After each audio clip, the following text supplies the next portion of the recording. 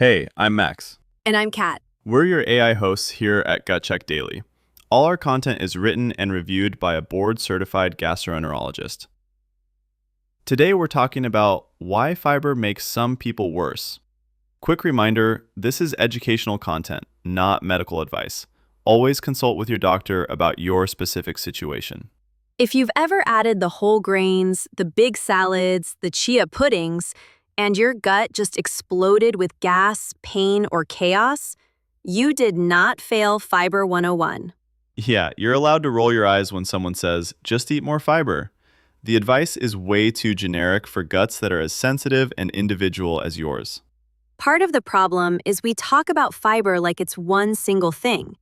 But physiologically, it's doing at least 3 different jobs in your gut. So let's break that down like real life instead of textbook speak. Think of fiber as 3 different coworkers in your colon.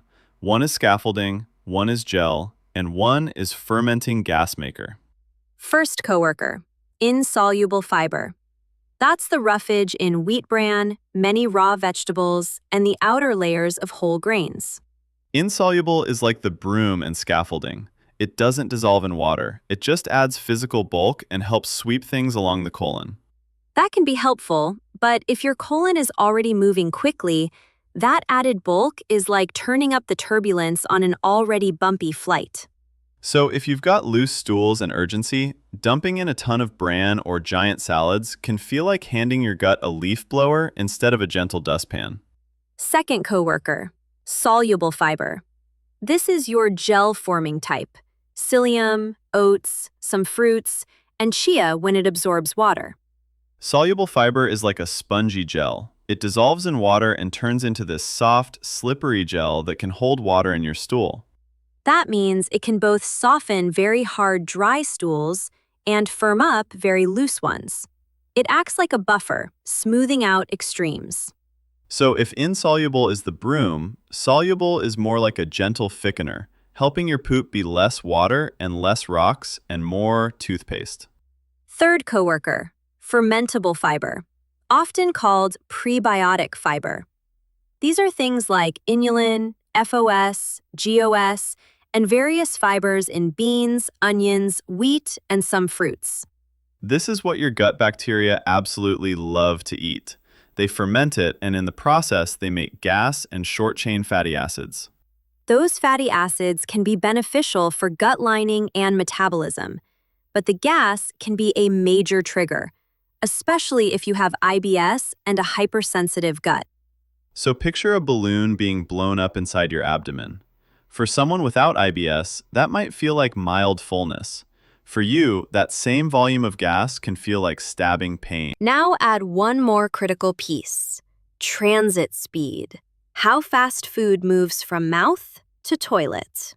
That dramatically changes how each fiber behaves. If you're slow transit, you're backed up, dry, and straining. If you're fast transit, you're rushing to the bathroom, maybe multiple times a day, often urgently. Throw the wrong type of fiber into the wrong speed, and instead of calming symptoms, you amplify them. That's what people experience in clinic all the time. Let's put faces to this. Imagine someone with IBS-D, diarrhea predominant, or generally fast transit, who's told, you just need more fiber to bulk things up. They obediently load up on whole wheat bread, big raw salads, lentils, and high-fiber cereals. So a lot of insoluble plus a lot of fermentable fiber at once. So their colon, which was already sprinting, now gets more bulk to push, plus more gas from fermentation. No surprise, more urgency, more cramping, more bloating, sometimes even looser. Clinically, it's a very consistent pattern. The intention is bulk up the stool, but the outcome is I can't be far from a bathroom and my belly feels like a balloon. Now flip it. Someone with IBS-C, constipation predominant, slow transit, gets the exact same advice. Just eat more fiber, you'll be regular. They add a big serving of wheat bran or a ton of raw vegetables overnight. If their colon is very sluggish, that extra bulk just sits there and dries out. So instead of relief, they get more stretching, more discomfort, and still no satisfying bowel movement. Then someone says, just drink more water, as if that alone will fix slow motility. Water is important, but it doesn't magically speed up a slow colon. Motility and nerve signaling are more complex than that. And to add insult to injury, both IBS-D and IBS-C folks may be hammering fermentable fibers without realizing it, like inulin or chicory root hiding in gut-healthy bars and snacks. Those specific fibers are highly fermentable. In a sensitive gut, they can massively ramp up gas production, and with visceral hypersensitivity, that normal gas feels extreme. So you're told fiber is gentle and natural, but your lived reality is, I followed directions and my gut went off the rails. That disconnect is understandably infuriating.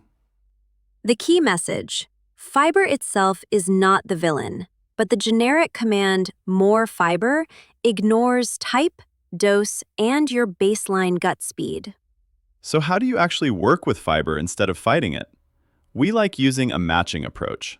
Which fiber for which gut at what speed? Step 1 is getting a rough sense of your usual transit pattern over a typical week. Not your worst ever day, just your baseline. Ask yourself, am I mostly loose and urgent, going 3 or more times a day? That leans fast. Or am I going every 2 to 3 days or less, with hard-to-pass pebble-like stools? That leans slow. You don't need to be perfect or fit a label like IBS-D or IBS-C to use this framework. It's more about which side you tilt toward most of the time. Let's start with the fast side.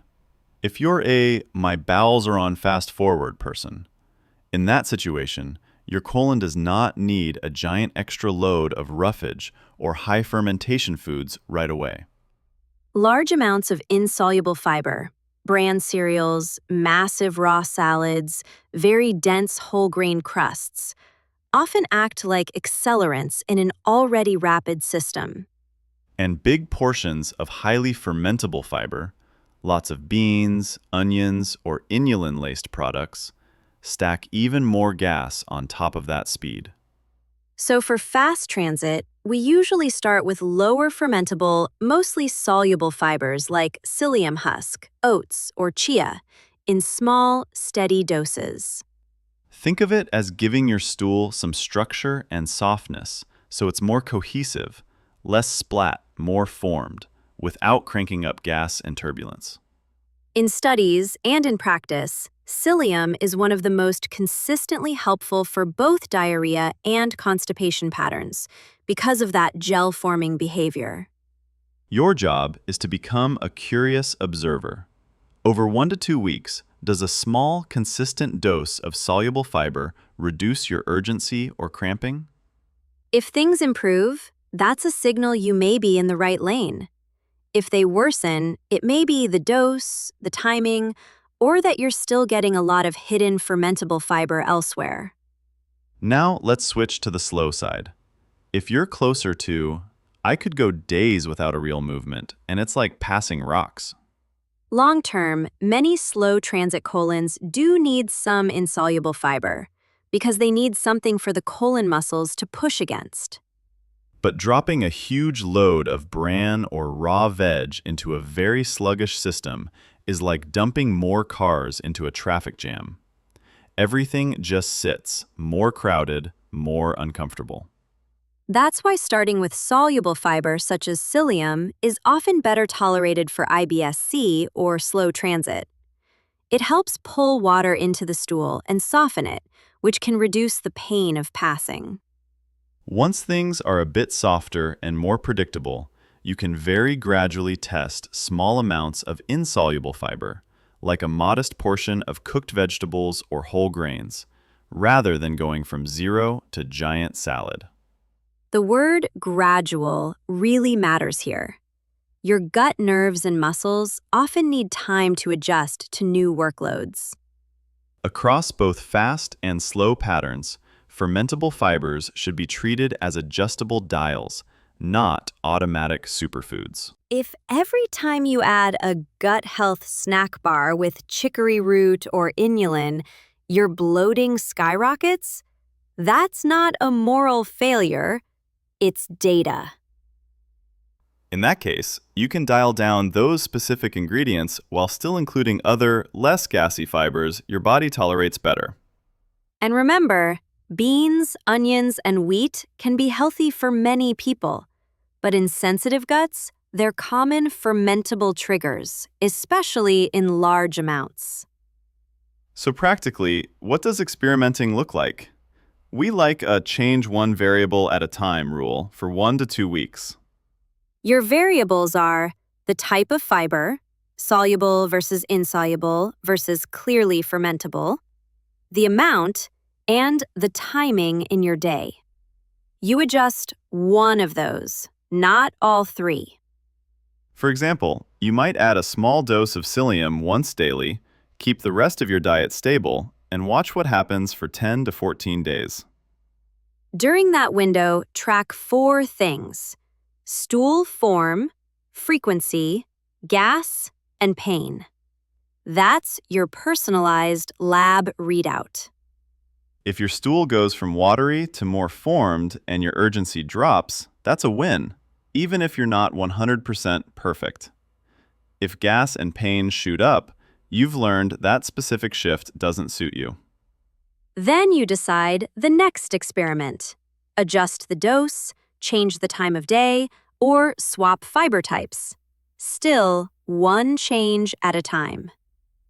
And if you're someone whose symptoms swing, sometimes loose, sometimes constipated, that's common with IBS-M, the mixed type. In that case, the more stable your daily fiber routine, the easier it is to see patterns. Large, erratic swings in fiber type or dose can mirror the symptom swings. Big picture. Your intense reaction to fiber is not you being dramatic or all in your head. It's your physiology, plus a sensitive nervous system, reacting to real mechanical and chemical changes. Different fibers behave very differently in a fast versus slow, sensitive versus less sensitive gut. Matching type to pattern brings logic to what has felt random and unfair. So the next time someone says, just eat more fiber, you can mentally translate it to, okay, but which fiber, in what amount, and does that fit my actual gut speed? And if your friend can eat a giant chickpea salad and feel totally fine while you inflate like a balloon, that doesn't mean your gut is broken. It means your gut chemistry and sensitivity are different. We'll dig more into that same food, different gut story in our next episode, including why your microbiome and nerve sensitivity change the rules. For now, if you take one thing away, let it be this. You didn't fail fiber. The advice was just too generic for a very non-generic gut. That's it for today. I'm Max. I'm Kat. For more gut health insights, visit gutcheckdaily.com. Thanks for listening.